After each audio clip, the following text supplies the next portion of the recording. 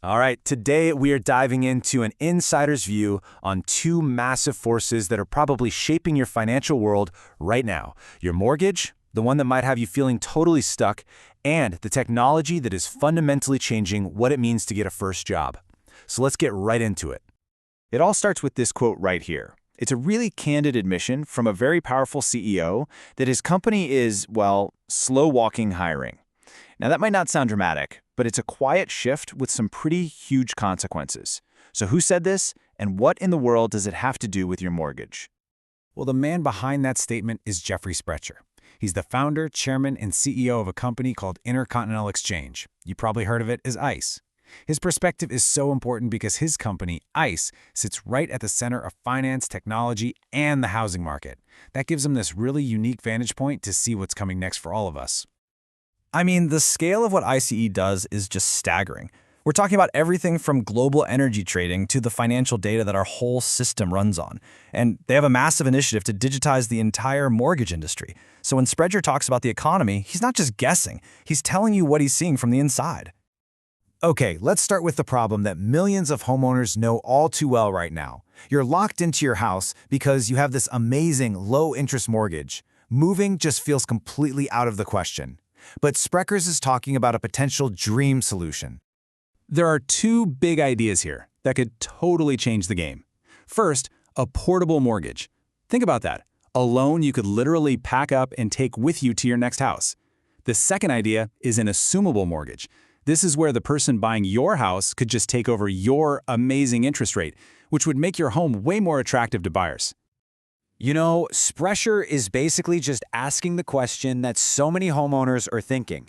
It sounds so simple, so logical, so why isn't this already a thing? Well, the answer gets a little complicated. It's hidden in the unique plumbing of the American mortgage system. It's a system that was built to be stable and to protect consumers, but that same structure creates this huge roadblock for the kind of flexibility we're talking about. So here's the key difference. In a lot of other countries, your bank gives you a loan and they just hold on to it. It's simple. But here in the US, it's a whole different ballgame. Your mortgage gets sold, then it's bundled with thousands of other mortgages, and it's all blended together into what's called a mortgage-backed security, or an MBS. You can kind of think of it like a giant financial smoothie, and your loan is just one little strawberry in there. This whole MBS system is incredibly complex. It has all these strict rules about privacy and investor rights if someone defaults. Now, it was designed to protect you, the consumer. But because of all this complexity, trying to pull just one single mortgage, one strawberry out of that smitty to make it portable or assumable is, well, almost impossible with the way things are set up today. But here's where it gets interesting. Sprecher has this high-tech idea. What if you used blockchain tokens, think of them as secure digital markers, to represent each mortgage?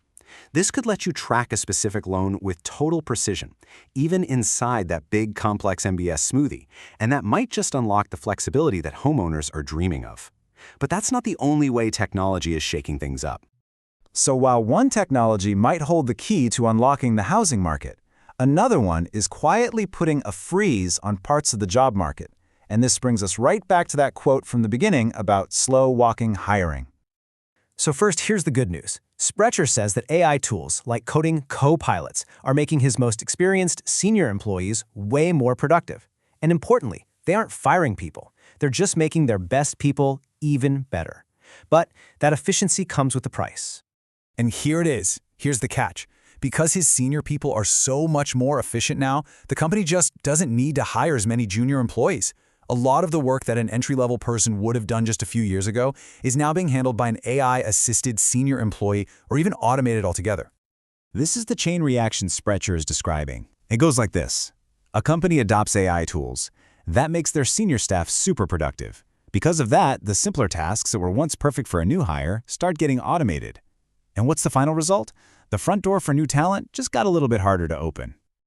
And look, this isn't just some abstract corporate theory. This is a real-world problem. Sprecher points out that he sees it in his own life, with friends whose kids who graduated from good schools with good degrees, are really struggling to get that first foot on the career ladder. So what are we supposed to make of all this? On one hand, you've got technology as a potential savior for a housing market that's completely locked up.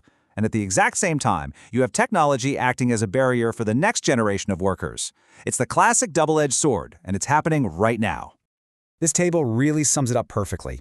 You have the problem of stuck mortgages. The tech solution could be blockchain tokens. But the new challenge? Getting our entire system to change. Then you have the problem of corporate inefficiency. The tech solution is AI copilots. But the new challenge that creates? A disappearing entry-level job market. And that really brings us to the final and maybe most important question of all. Think about it.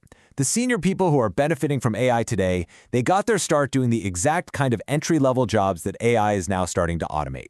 So as we use technology to solve today's problems, we have to ask ourselves, if we eliminate the training ground for the next generation, where will tomorrow's experts, the people we're going to need to solve the next crisis, actually come from?